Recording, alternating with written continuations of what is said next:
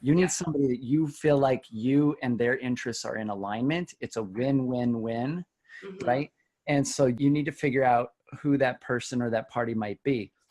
Are you a real estate investor looking to sharpen your skills or a newbie looking to become one? You're in the right place. Welcome to Where Should I Invest? Real Estate Investing in Canada with your host, Sarah Larby.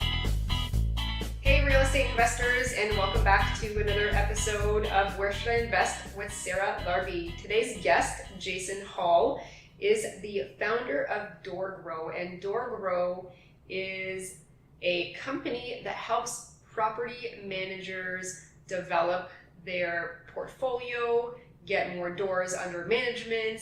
But it is really, really interesting because if you're a investor and you're currently self-managing, you're gonna get tons of tips and different insights from Jason. If you're potentially looking at starting a property management company, maybe you have a few properties right now and maybe some friends are asking you if you want to manage their property. So there's really cool ideas of different ways that you can make money as an investor. And one of the things that I asked Jason was, I'm looking right now at a 11 unit multi mixed use actually building, and I am a big believer on self-managing, but again, based on where this building is, I'm going to have to find a property manager. So definitely have some questions that, what do I even need to ask a property manager to make sure that they're doing things right? So talk about that. Really, really cool, very inspirational.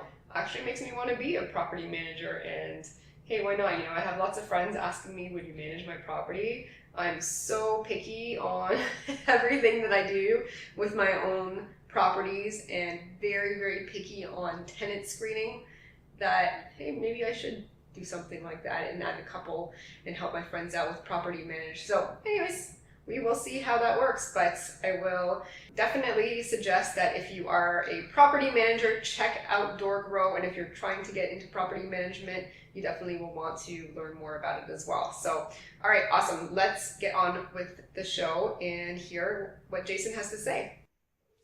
All right, so guys, today we have Jason Hall from DoorGrow, California, and Jason is going to talk to us about scaling a property management business, and also we're super, super excited, some tips on how to find a great property manager. Jason, how are you? I'm doing great. How are you, Sarah? Very good. Thanks for being on the show. So before we get started, can you tell us a little bit about yourself and your business?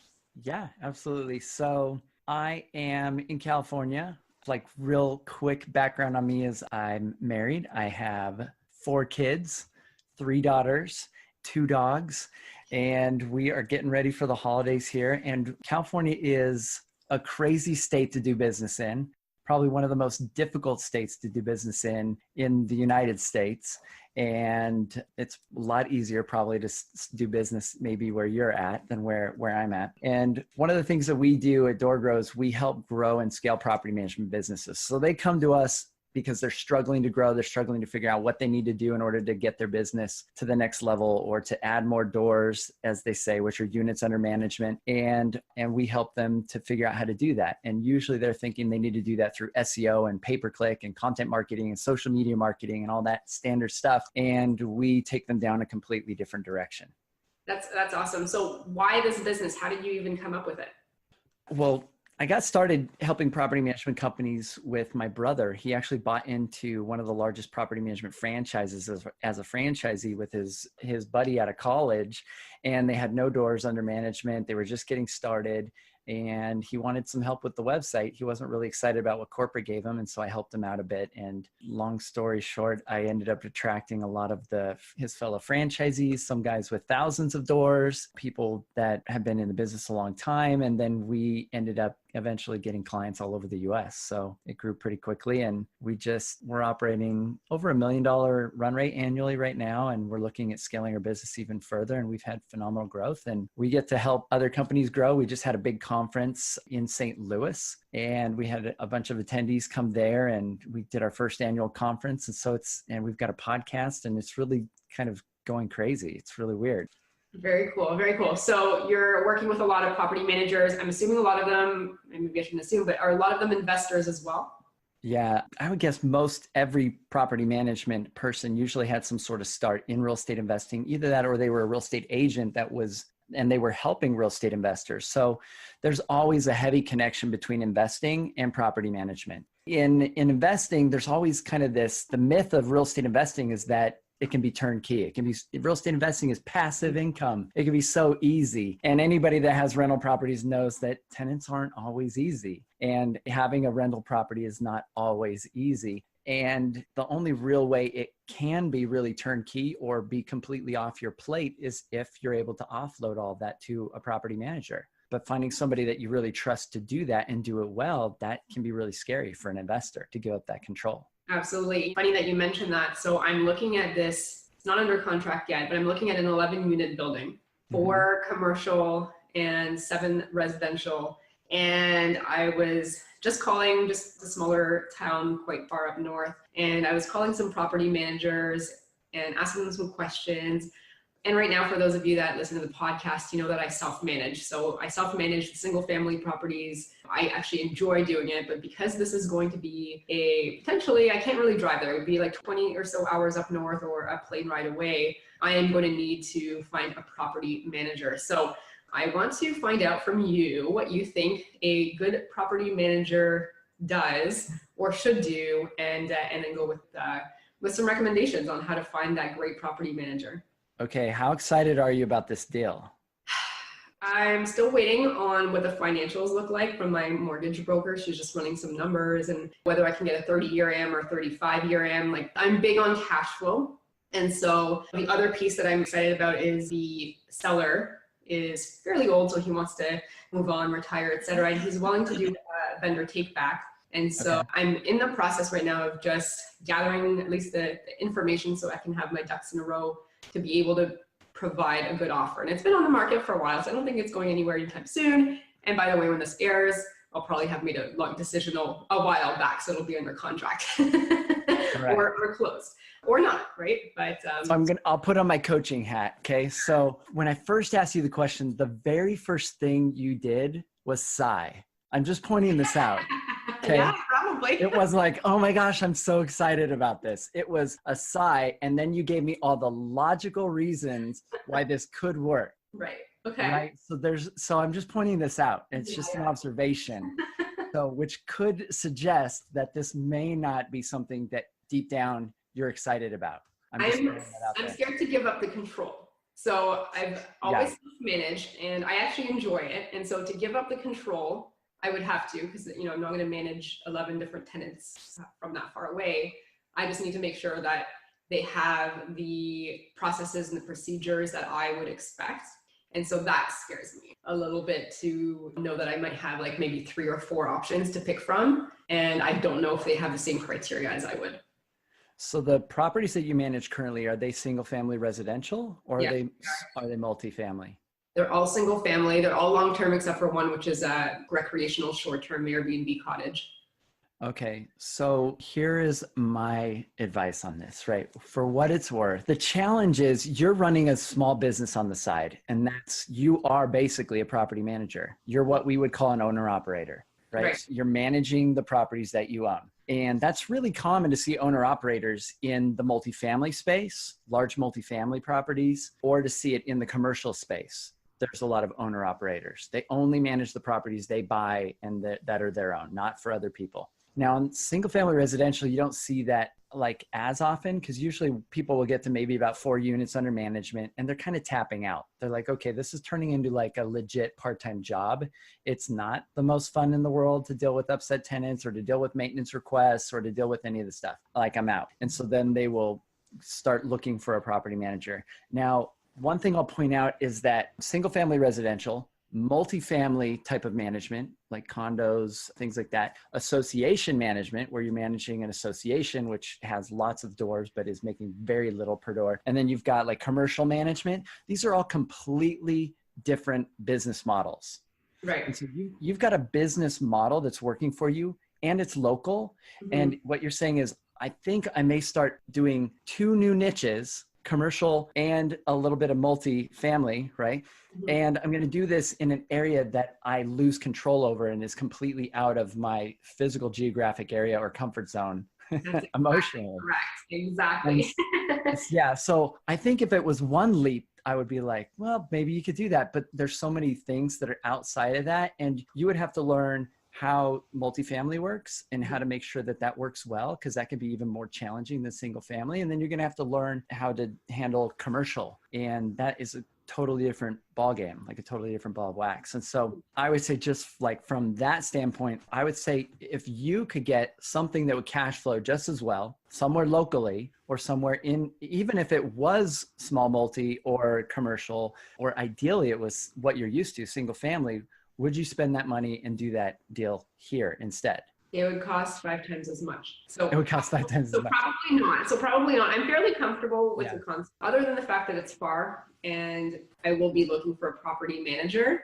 Yeah. If it's actually local, I probably would manage it. And local, I just mean within an hour drive, because my properties are still quite far. So I think regardless, I'm okay with it. I like the property. I think it just needs to make the numbers work. So I guess because I'm probably going to go ahead and do it anyways if it works, because that's how I am. That's probably how I got to here. And, you figure it out as you go and calculate your risks as much as possible. So I don't think I would do that here if there was an opportunity like I found over there. But I think at this point in time, it's just a matter of getting the right property manager to take over and do a good job based on the standards that I would expect. Yeah. So let's talk about that. So I tested you a little bit to see if you're still interested and you're still interested. So if you're going to do this, so here's, you need a partner. You need somebody that you feel like you and their interests are in alignment. It's a win-win-win, right? And so you need to figure out who that person or that party might be. Now, they may not exist. If they don't exist in that market and you can't find somebody like that, you will either have to create that position somehow, find somebody that could do this and manage them to deliver the quality that you want, or you may not choose into the deal, because that's a kind of a critical component, is to make sure that it's managed well. So if you're looking for a property manager, it's sometimes really difficult to find somebody that is good at commercial and residential. But if it's like small commercial and it's multifamily, most single family residential managers would probably be familiar with this, and they could probably handle it, and it would probably work out fine. You just need somebody that really is invested. So what I look for in property management companies, the biggest indicator of a property management company that's healthy or is doing well is that they're growing. Because a business that isn't growing doesn't have cash flow, they don't have revenue, and they're in pain.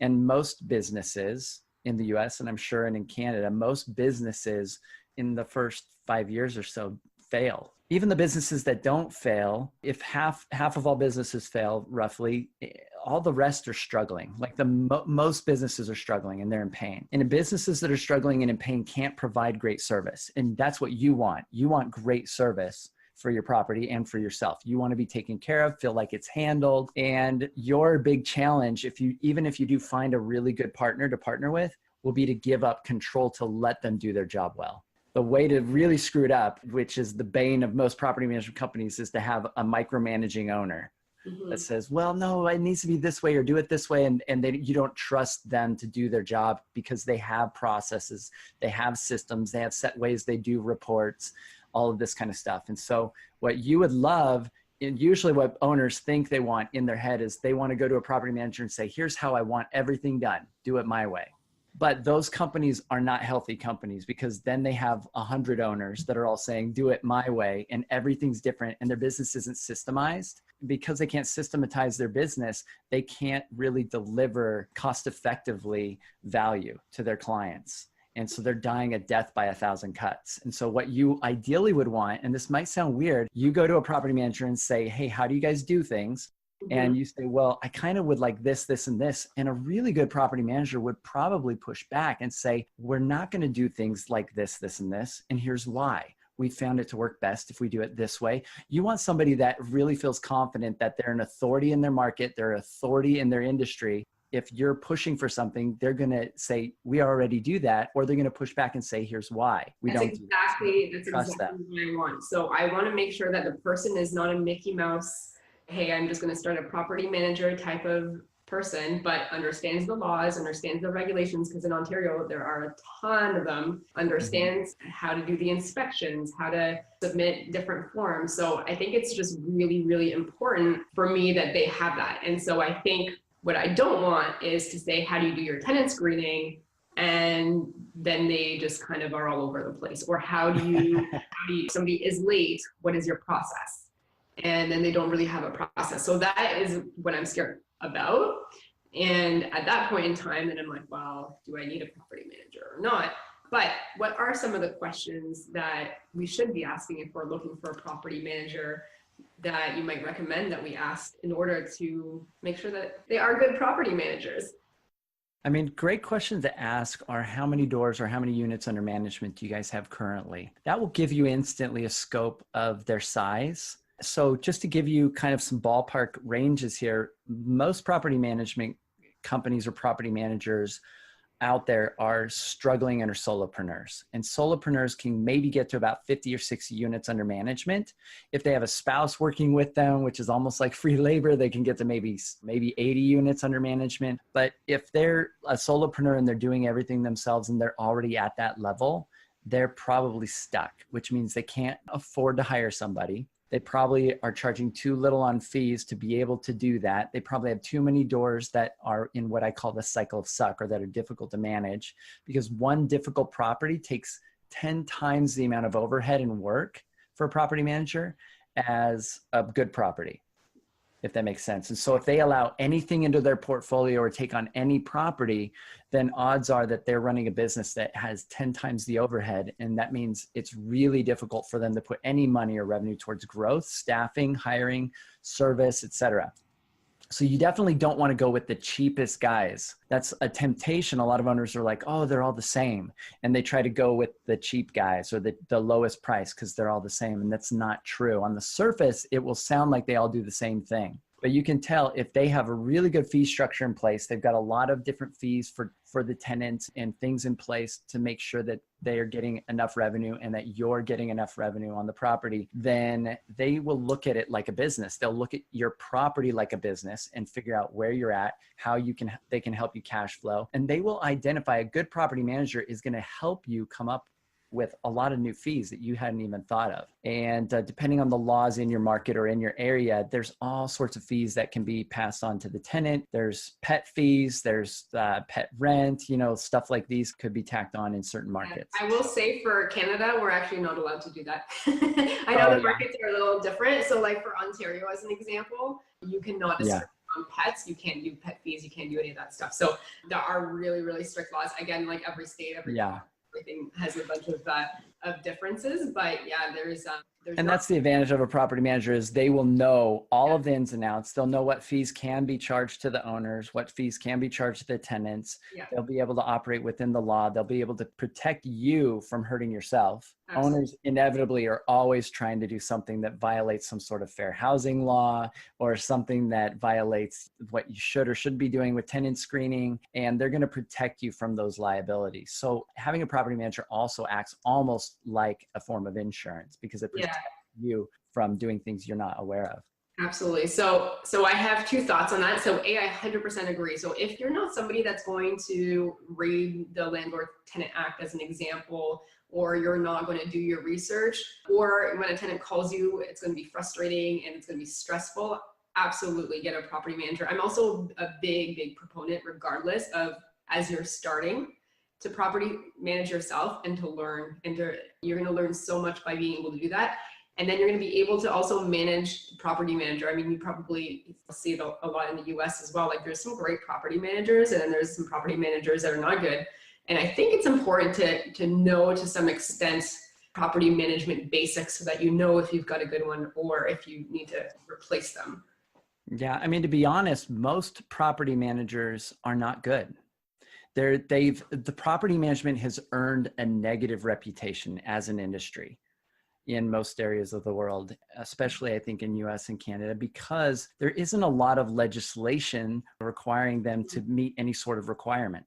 Mm-hmm. I mean, there's even some states in the US in which you have to have no licensing at all. And I think that's kind of similar to Canada. There's no real criteria in which you have to have in order to manage the biggest investment somebody might have ever. Right. Yeah. And that's dangerous and that's risky. And so because the barrier to entry is low, it allows anybody to come in. And so I think over time that's going to change. I think there will be increased legislation. Somebody's going to ruin it for everybody and there's going to be some problems that pop up. But then what happens is I think benefits the consumer and it benefits the industry as a whole too. And that's what's happened in Australia. So in Australia, 80% of single family residential is professionally managed in the rental industry. 80%. That's a lot. In the US, it's about 30% maybe. Yeah. And then I don't know what it is in Canada, but I'm guessing it's somewhat similar to the Probably US. Closer to the US numbers. Yeah, there's a lot of small like landlords with 1 or 2 properties and they'll self-manage them. Right. Yeah. The majority of people are self-managing. And landlords in general don't have a great reputation among tenants, right? And so property management companies are similar. So the challenge that a lot of property managements fall into. So one thing to identify is to identify whether or not a property management is caught in what I call the cycle of suck. This is property management hell. So here's the cycle of suck. It's real simple. So first they take on any owner or any client, right? Which is a big mistake as a property manager because some clients will be great clients and some clients will be terrible clients. And if they take on any client and they're willing to take on any client and they'll take you on regardless, the challenge is they probably took anybody else on. Mm-hmm. And so if the owner is bad, the property is a bad property for them to have. So then if they take on bad properties, then they have basically what they end up doing is they become a crap shield for a slumlord. The slumlord or the landlord's like, no, I'm not going to put in a new furnace in the middle of winter or whatever, right? So they're going to push back or they're going to cause problems, cause grief. They're going to try and micromanage you on maintenance requests and stuff like that. And so if the owner is bad, then the property is bad for them in their portfolio, or the property might just be a bad property. Mm-hmm. It may have a lot of issues. It could have challenges or be in a bad area. And so if you have a portfolio of bad properties, no matter how much tenant screening you do, if the property is bad, you're only going to be able to have tenants that are bad, generally, is kind of how it works out. And if the property is amazing, but the owner is bad and they're pushing back on every maintenance request and everything that needs to be done or anything that the tenant wants, the tenant is going to be upset and unhappy. So the tenant is bad. Right. And so if you have bad owners, you have bad properties, you have bad tenants. And so all the tenant screening in the world won't solve that problem. And then what ends up happening is if a company has bad owners that are upset and unhappy and frustrated and bad properties in the market and they're not taking care of things effectively and the tenants are all upset, they have a bad reputation. They get bad reviews online, they have bad word of mouth reputation. And so then that continues this cycle of suck that they're only going to start attracting the bad owners, the ones that want it at the cheapest price, the ones that are the most price sensitive, that are the most difficult to work with because they just view it as a commodity and I might as well go with the cheapest even if they have a bad reputation. And so this is where most of the property management industry is kind of trapped, is in this cycle of suck. And it's because they're not, just like you need to screen tenants carefully, it's a big deal. It's just as important for a property manager to screen their owners and to screen the properties that they take on, not just the tenants that they're putting into properties. Yeah. And then they need a process for screening or filtering reviews, which is something that we help them figure out how to dial that in. And so if they can escape this cycle of suck, now the industry as a whole is caught in this. So if you identify a company and they have bad reviews online, they have a bad reputation in the marketplace when you ask around, and owners are unhappy, the tenants are generally complaining and unhappy, then that probably is a pretty good sign that it's not a great company to work with. And believe me, they try to spin it and they'll say, oh, well, the tenants are unhappy, but our owners love us. But that's not generally always the case. Okay. That's really interesting, and you obviously help property managers and people that want to start a business. And I'm sure there's a few people that are thinking, hey, I've got a few properties, I'm doing it for myself. What do I need to do to also be a successful property manager without all making those initial mistakes like you just mentioned, right? So it's a pretty common request that we end up getting. So somebody will come to us. So I'll give you an example. I had a client come to us. His name was David Kerner, and he came to us, maybe about a year or two ago. And he was similar to you.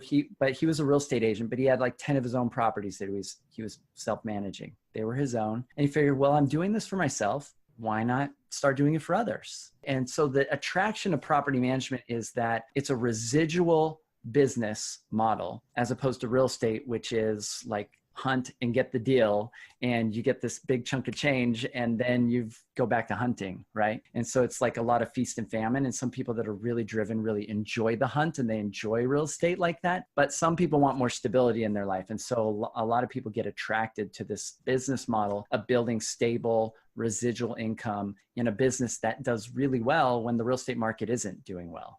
Right. If properties go down, well, rents don't necessarily go down with them. So, I mean, that's one of the biggest things that when investors are looking at buying their first property, and they're like, oh, I don't know if I should get into the market now because it might go down. But at the end of the day, your rents are still going to be your rents. And in Ontario and in many parts of Canada, we have a 2% or less vacancy rate. And so it's not like you're going to lose the same amount on rents. You are going to just keep with your rents, and then you're going to keep increasing them. And so we have to have a different mindset on that piece. Yeah. So there's not really a challenge in getting tenants. It's not Right. like a huge issue if the We have vacancy the rate's opposite that low. problem. We have a problem of there's just not enough supply and there's too much demand. Yeah.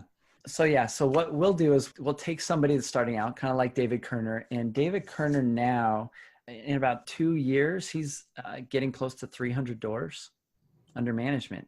So just to get, and I don't need to know exactly what he's making, but just to give people an idea, if they're like, oh, should I get into it? Is it worth it? Like somebody with 100 doors as an example, like what kind of income are they seeing? Net income, like as a salary on average? Yeah. So I'm not a property manager, but if I were, I probably wouldn't be allowed to talk about fees and stuff in the US, but I'm not. So I can talk a little bit about this. So property management companies in the US in lower rent markets would probably charge maybe about 10%. Okay. So similar to and average rent if we could just roughly say, if it's like $1,000, they're making about $100 a door in their portfolio. So if they have a few hundred doors, yeah, monthly. So on average, most property managers, if they have a decent fee structure in place, they're making usually about $2,000 a year per property. And if they can retain a client, and usually on average, they can retain a client at maybe 3 to 5 years, a management contract, right? And that's on average because they get a lot of accidental investors that were just trying to sell their property off and get rid of it after a year. And they get they may get some buy and holds that are long-term, and they might stay with them for like a decade, right? And so there's a massive difference between those two. So that's a multiplier that we point out and make sure that they're really focused on when they're acquiring clients. But it's a very systemizable business. They can create processes for maintenance, and there's lots of software and tools that they can use for tenant screening and leasing and stuff like this. And as they build and as they scale, they're able to get access to greater and greater tools and resources.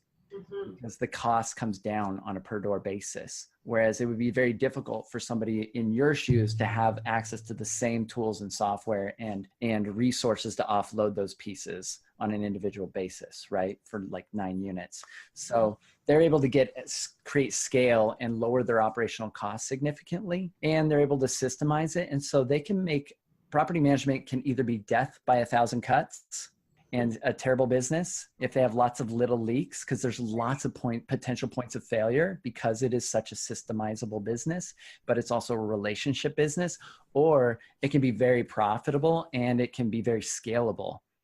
And it can be built like a well-oiled machine, and it can just make residual income. And so it can be really effective. Where Should I Invest? With your host, Sarah Larby. We'll be right back.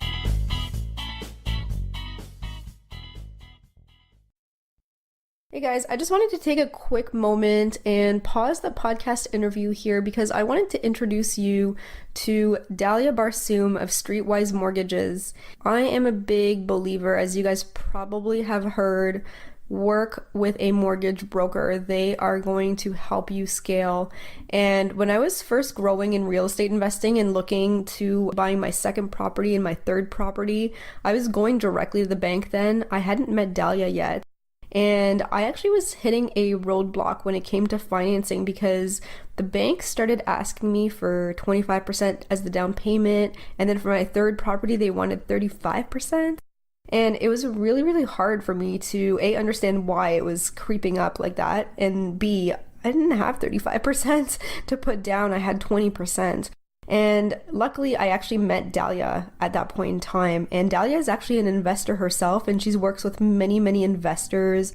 And she knows all the pitfalls and the barriers that normally come up with dealing directly with a bank and all the different lenders.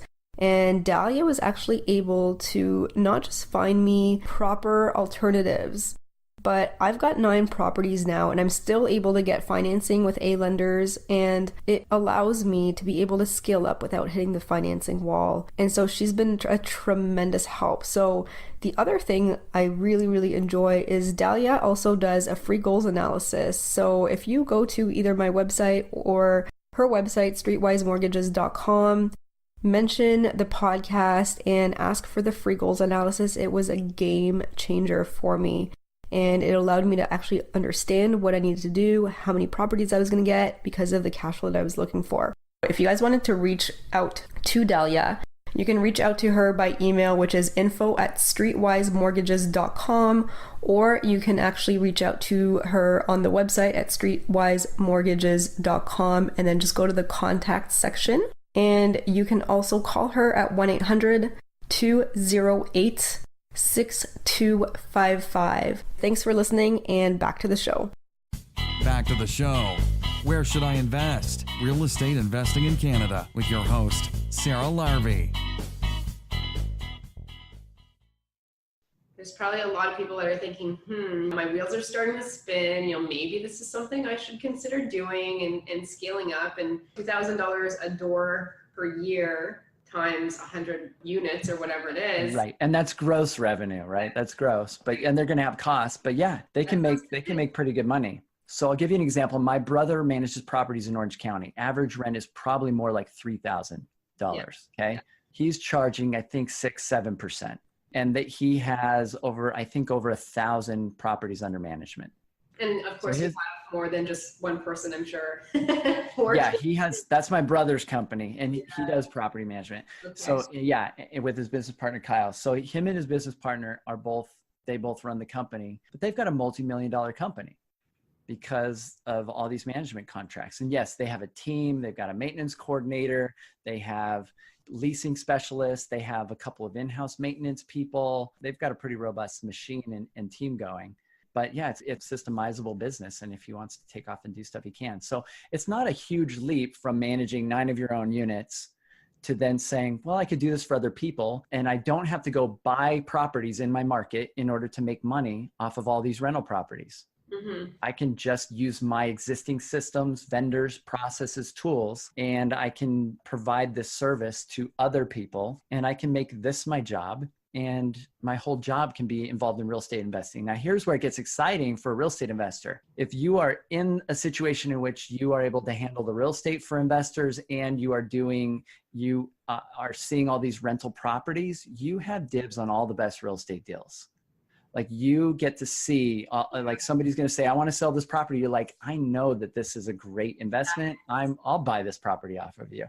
And you'll already have the company and the structure in place to manage as many rental properties as you need. So I just want to repeat that, because that is music to my ears, guys. Like, if you are a property manager or you are connected to a property manager, you will get those deals. Because one of the things, Jason, is especially for the really awesome, great deals or multifamily properties, like they happen off the MLS, like don't even hit the market.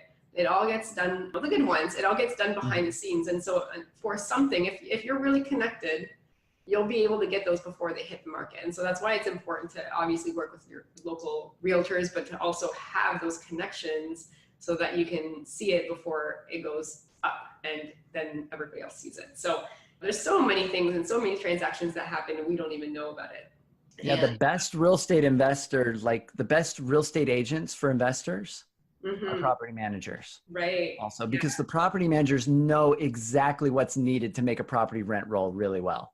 They know what changes you need to make this property rent ready effectively. They know exactly which areas are going to cash flow the best. They're the best partners to have if you're into real estate investing. But I think that's also important. Like, I mean, I'm a big believer in whoever you have on your team, like whether it's your mortgage broker or your realtor, that they also be investors themselves. I mean, I guess the same thing applies for property managers, right? Your property manager, I mean, they don't have to own tons and tons, but if they just own enough, I think you mentioned it, they know how to cash flow the property. They'll know a lot of different things, and they'll be able to help you run the financials and be your right hand. And so to me, I still believe that like the small up to 10 single families, you could probably manage it yourself, depending on if you do thorough tenant screening. If you don't want to, that's fine as well. But there is going to be a point, even in my timeline, where even though it doesn't take me as long, it actually probably takes 2 to 3 hours a month for me to manage the 9 properties right now, because I have good people in that area locally, and I'm just texting my plumber or my HVAC person, and it's at the point now where it wasn't like that always in the beginning, but at some point you build your team and it is flowing much better. But at some point I'm going to want to travel. I'm going to want to not necessarily be as local and disconnect a little bit more. So I think every time somebody's calculating their cash flow, look at and see what it would be. Are you still cash flowing with your 8 to 10% consideration for a property manager? Because at some point you will be paying that 8 to 10% for a property manager, whether you're doing it now or in the future. So when you're buying properties, that addition to make sure that you still cash flow with that is important. Yeah, I think one of the things to look at too is that it's not always about cash, right? So as human beings, we have other currencies that matter to us besides cash. Yeah. Cash is like, I love cash. Don't get me wrong. I'm a business owner. Why you should be doing that. Exactly. And you know what, I'm glad that you mentioned that, because money is just money, right? What you do with that money and why you're doing it is like way more important. I think where property managers become even more relevant is when you start looking at time, because time, I believe, is a currency. I think energy is a currency. I think focus is a currency. And yeah, I mean, maybe you've got an investor has a small portfolio of rental properties, and maybe they can justify it to themselves like it's only a few hours a month. But when are those hours? If it's like Christmas and it's a holiday and you're having to deal with a plumbing issue, even though it's only an hour, but it's on Christmas Eve, that's a problem. And it's a crisis for them and having to deal with it. So sometimes it's about making sure that you have the lifestyle that you want and being able to offload those things and not be the one that feels anxiety every time you see the tenant show up on your caller ID, right? Just having that freedom from that sometimes and that peace of mind. And I think that's why people will go towards a property manager. And ultimately in any business, whether you're a real estate investor is kind of your part-time business, or you've got other things going on, you'll always hit a limit as to your own capacity, just on your own. And to get to the next level in business, you always have to be willing to let go and offload. Yeah. And so that will eventually be that you'll either need to you will essentially either have to build your own property management company or partner with one. I mean, it's really inevitable. You've kind of already built a small miniature one right now. Right. And that's you as a solopreneur running this part-time job. And it's really part-time, it sounds like for you, but eventually it might become uncomfortable and you might be like, okay, I need to get some more help. Getting a property management company that you can trust as a partner will give you this freedom and this space. And I'm a big fan of this principle called space clearing, that when you create a space for something, nature's going to fill it. Like that vacuum's going to get filled. And so once you have this new space, it's kind of like you buy this brand new giant, like empty building, you're going to do something with it. And you're going to start subdividing it. You're going to put people into it. You're going to rent these out or whatever. But if you create this space by getting a property management business that has the capacity to take on 10, 20, 30 new doors, then that allows you this freedom that you don't have to figure out how logistically I'm going to handle these doors. I've got this opportunity that I want to get these other deals on. How am I going to do this? That's no longer the question, because you just talk to your partner and you say, hey, can you do this? Can you handle this? Yeah. Unless you create that internally.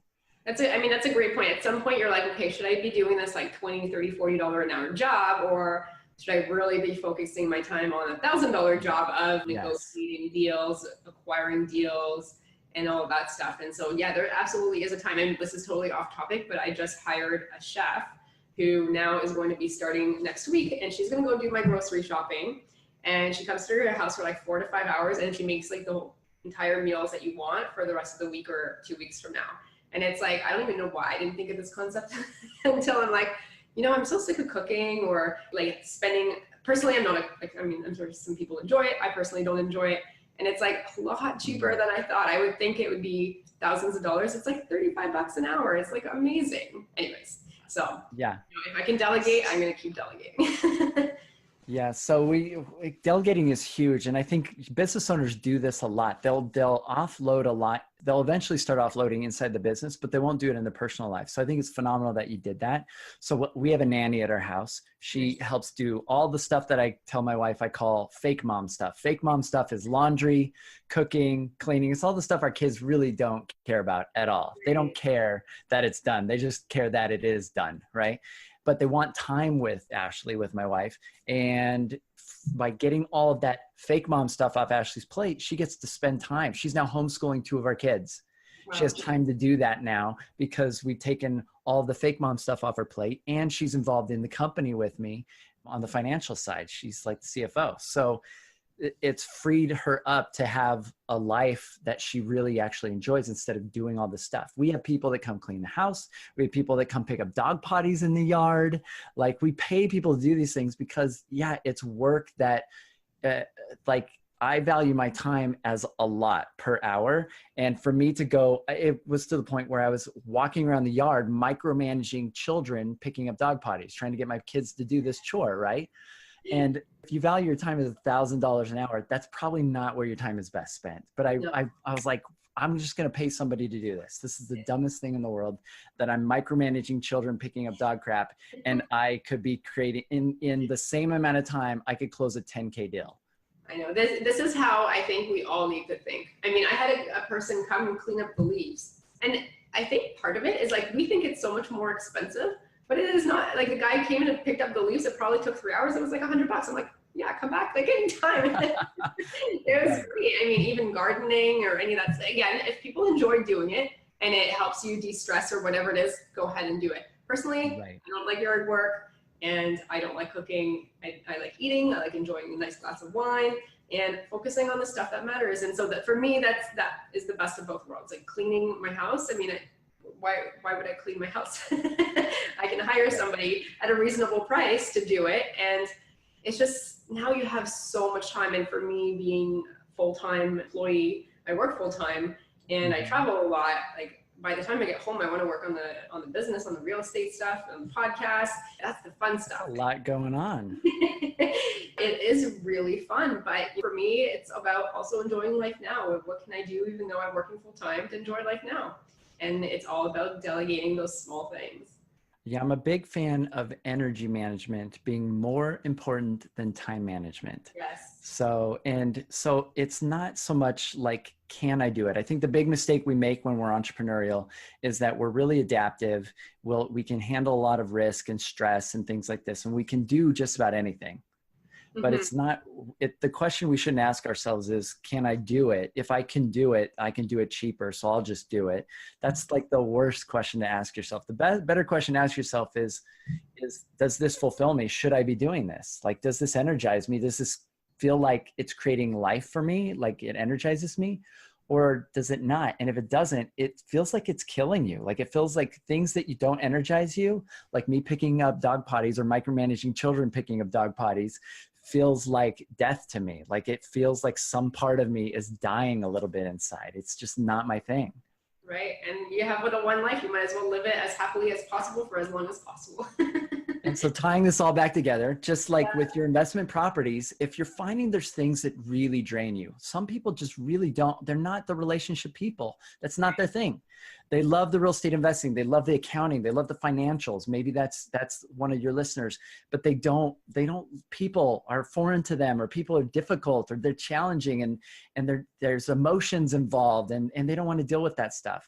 It might make sense to work with a property manager. If they're terrible with the financials and terrible at accounting, they might want to work with a property manager. And if they feel like they're overwhelmed and they don't want this part-time job and they're not in love with doing property management, they probably should give that to somebody else and take that off their plate. Yeah, 100% agree. Self-managing is not for everybody. Absolutely. And there's some great property managers. Like, I mean, I'm sure if you know an investor or two, you can ask around. Word of mouth, in my opinion, regardless, is the best way to get a good property manager. Ask other investors who they work with. I mean, there's tons of great ones. There's tons of ones that are just deciding that they're property manager tomorrow and don't have a whole lot of experience, but figure out who the great ones are in your area, ask around, and can definitely save you a ton of time, a ton of frustration. And if you want to become a property manager, hey, why not? You know, like if you like enjoy doing it, if you enjoy talking to tenants, you've spent a lot of time learning and reading. And I'm a big believer in having different, you know, multiple sources of income. And if it's something that somebody can enjoy doing, hey, turn it into business. Yeah, I'll help your listeners justify this if they need to justify this to their spouse, right? So typically vacancy rates are a lot higher with people that are self-managing. They have a much harder time getting the property rented out because they might have a full-time job. They don't have time to show properties. Usually when people want to look at property, isn't convenient for their schedule. 1 month of vacancy, if you're paying on a property, paying the mortgage, is an entire 1 month of not collecting rent is an entire year of management fees, typically. Mm-hmm. Yeah. And so it's real easy to justify. A lot of property managers are really good at things getting rented out quickly, effectively, and keeping that property filled and keeping the people happy so you don't lose people and you end up with vacancy. Because if this happens to you every year or every 2 years that you're losing your tenants and you have to go through the process again, and then you end up with a month of vacancy each time, and you're doing all of this to try and save a buck and self-managing, then it becomes real easy to justify that you should probably be working with a property management company and take that off your plate.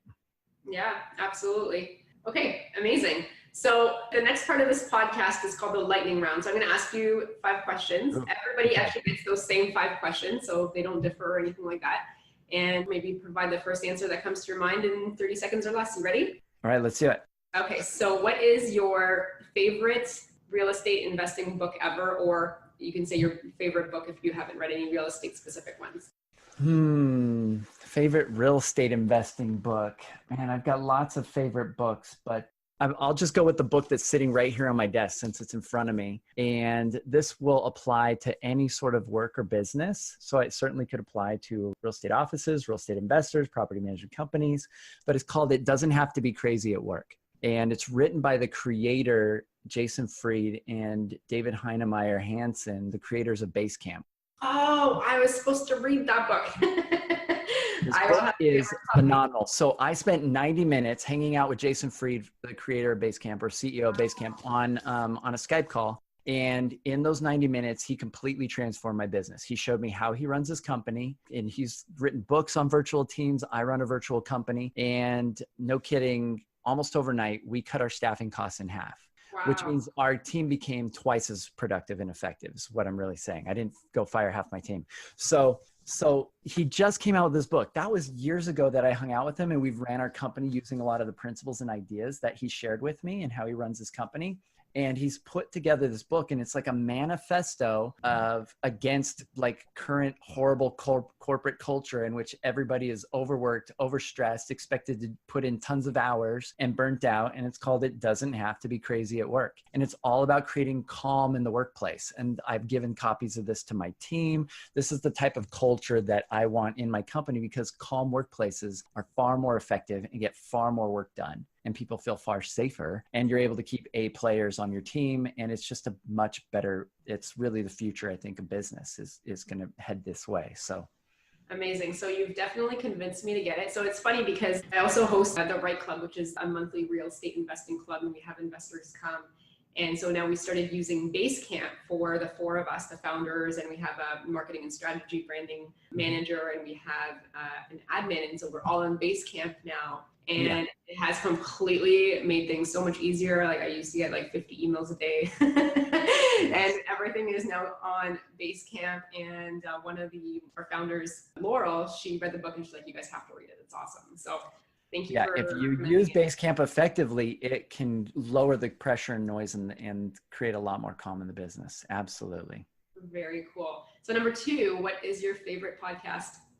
My favorite podcast? So my absolute favorite podcast is my business coach. His name is Alex Charfen, Charfen, and he has the Momentum podcast, it's called. He's one of my close friends. He's a mentor. He's helped me triple the revenue of my business. He just spoke at our conference. I love the guy. He's really awesome. And he talks all about entrepreneur personality types, how to lower pressure and noise, just how to grow and scale companies. He throws out lots of really great nuggets on his short little episodes. So that's great. We'll have to listen to that as well. So number 3, what's your favorite pastime? So what do you do for fun when you're not working on your business? Oh man, asking an entrepreneur what they do for fun when they're not working on their business really puts a big constraint on them. So I love working on my business. I love working on my business. It's fun for me. And that's because I built my business so that I get to do the things I most enjoy doing. So I really do love doing my business. I think one of the other things I just love, I'm just a nerd at heart. So I love learning. Learning is like my favorite thing. I've always got multiple books I'm reading, multiple courses I'm going through. I've got multiple coaches I'm working with. I love just learning and absorbing. I probably invest more than most people would invest in an employee into my self-improvement annually, just because that is such a big deal to me. And I believe it allows me to create value and give value to others as well, so that I have something to give. But yeah, learning is like it. I love it. Okay, amazing. That's awesome. Good. Number 4, if you lost all your money and your assets tomorrow, how would you start again? So this goes to investing. The number one thing anyone could or should ever invest in, and that's what I do, is invest in yourself, because that's the one thing you will always have no matter what. So any knowledge, any resources, anything that you absorb internally is knowledge you have forever.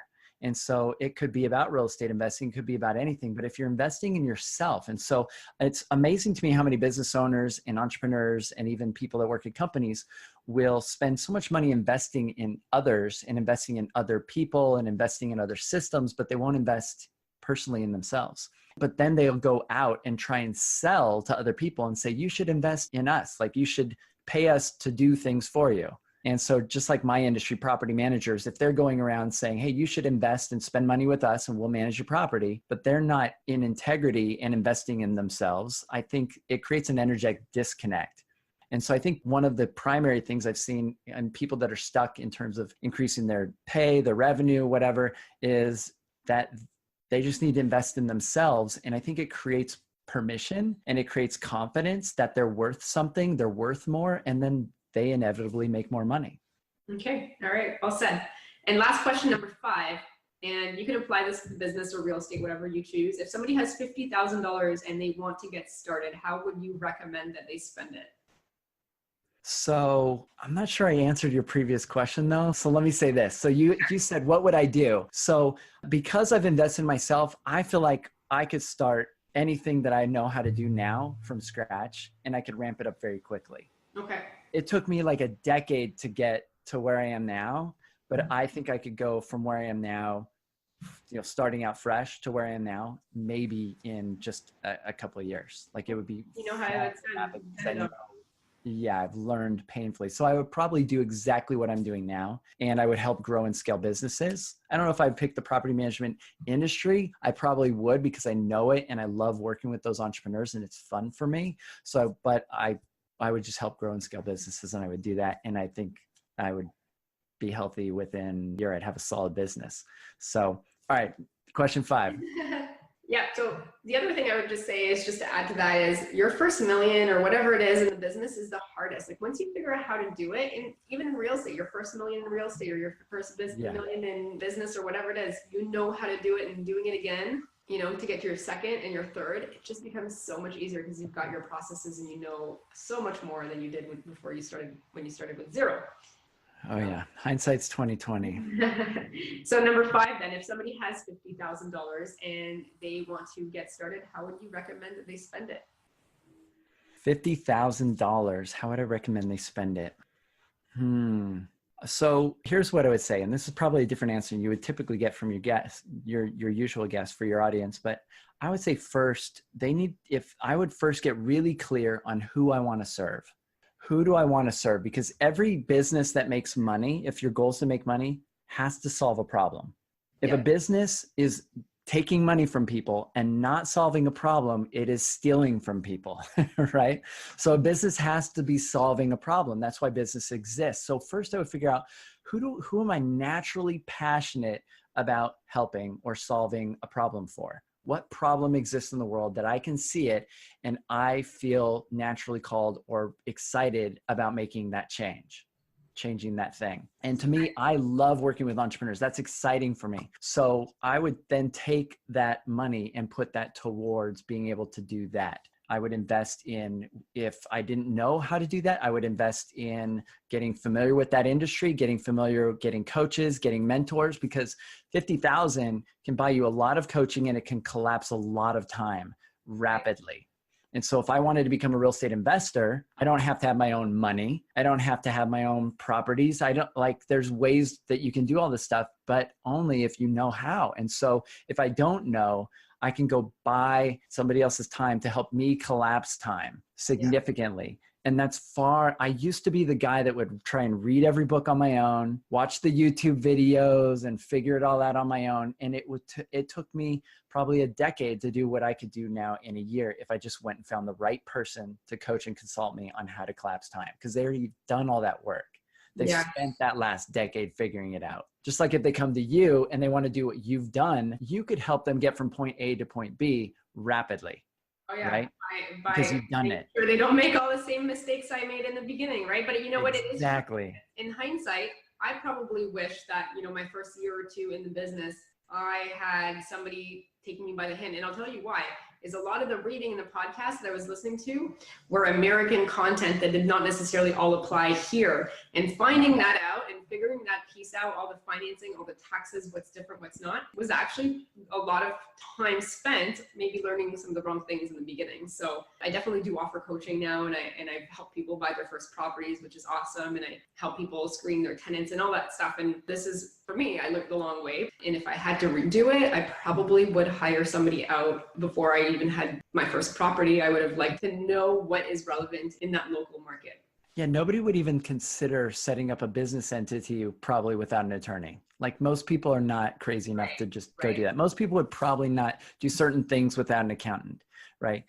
I think starting a business or getting into a new industry that you're not familiar with without a coach or consultant is, now looking back, is ridiculous. Mm-hmm. And so it doesn't always have to, maybe they can't afford a coach, right? It could be a program. It could be a course.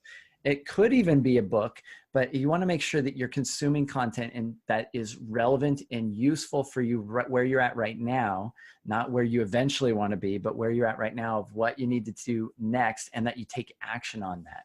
So before this podcast, I actually took a course on how to put together podcasts, and and I guess this is a result of it. And then I took a second course to just get my skills a little bit higher, and I'm sure I'll keep taking courses, but I'm a big believer in hiring coaches. I just hired one this past year that's been working with me for branding and strategy, and just completely has revamped my presence, because I will not lie. I still don't really have Facebook, but I am not a typical millennial with social media and that kind of stuff. So it was in a year, a lot has changed. So it's because of his coaching. Okay, awesome. So that was the lightning round questions. And where can listeners find you, Jason, if they wanted to reach out and know more about you and the business? All right. So that's really easy. We've got a lot of places that can connect with me. If they want to connect with me personally, I'm King Jason Hull on every social media, Hull. So King Jason Hull on any social media channel. And if they want to connect with DoorGrow, it's really easy to find us. They can just search for DoorGrow. We've got the DoorGrow Show, which is our podcast where we interview property managers. We interview property management software companies and vendors and resources. And so they can check out that, and they can go, like, if they want to get to that, they can go to doorgrowshow.com, or they can go to our main website, doorgrow.com. And if they're interested in, and they're serious about maybe starting a property management business, they're considering doing this, and they want to be around the best in the industry, then they can go to doorgrowclub.com, and this will take you to our free Facebook group, which is the community for our podcast. And the DoorGrow Club is this amazing community. We interview or make everybody answer questions and apply to join, and so that it's really tight. It's really great people. We've got over about 1,600 business owners in there that run property management companies. And we've created a culture and a community there in which everybody is freely giving away their best ideas, giving away advice. We've got cool things in the files section, like fees and different tools and vendors that you can use. And so it is this amazing free resource that we've created for our industry. Amazing. That's great. Any final last words of advice or anything at all that you'd like to let the listeners know before we end the show? I would just say I was really intrigued watching your videos of people interviewing you that you had on your website. And I would say if people are looking to have been listening to you and they haven't yet reached out, hopefully they've been inspired by listening to this call, that they should talk to you because you can collapse time for them. They shouldn't be the person trying to just figure it out on their own. They're going to spend far more time, far more money, and make far more mistakes. And you, in one conversation, could prevent them from making some catastrophic mistakes, spending a lot of extra money they shouldn't be doing, or falling into a really bad deal or situation. Since you offered coaching, I would say if they're looking to do that and you've been listening to her show for a while, jump on her coaching, because I'm guessing that she's not charging as much as she should be for it. You're right. And I'm not looking at making a fortune per se. I just want to make sure that people are successful, and that, for me, my brand, my image, helping others is really important. But I still have to get who you want to serve, and you've already got this client-centric mission and vision inside of you of people you want to serve and help. And so I think that's phenomenal. And those are the type of entrepreneurs that I think are cool to be around. So it's been great being here on your show. Well, thank you so much, Jason. I really appreciate you being on Where Should I Invest? Thank you. And if anybody needs to reach out to Jason and you have a business, and it doesn't always have to be property management, I think you can help with a few other things as well, reach out to Jason. Cool. Thanks so much. All right. Thank you. Hey guys, before you go, I wanted to ask you a question. What's stopping you from starting or growing your own real estate investment portfolio? I know for me, before I started, I had plenty of reasons, and at the time they all seemed very valid, but as I started my journey, these reasons slowly fell away, and eventually only one reason remained. What was actually stopping me was having a proven, actionable, repeatable system. I didn't have that. And the way that was going to change was by investing in myself, learning, listening, and looking for ways that worked, and also, most importantly, discovering what didn't and not making those mistakes again. Fast forward to today, I now have a proven, repeatable series of action steps that has enabled me to build my 7-figure portfolio consisting of multiple homes, and I'm able to manage that in 2 to 3 hours a month. Is that something that you would want? Well, I've actually taken all the knowledge I've accumulated and put that into a comprehensive step-by-step online program. It's called Rise, and it's a program that will help you from where you are now to where you want to be faster and with less of the headaches that I had. So it consists of all the templates and the resources that I use, plus over 40 instructional videos that you get lifetime access to for just a small one-time investment. And my recommendation is to make the time now to invest in yourself and grow your portfolio to 7 figures so that you can bring your retirement dreams closer. If you want some more information about Rise, just go to sarahlarby.com/RISE to access more details and book your spot. Thanks so much for listening to Where Should I Invest with your host, Sarah Larby. Make sure to listen in next time. We'll catch you on the next episode of Where Should I Invest?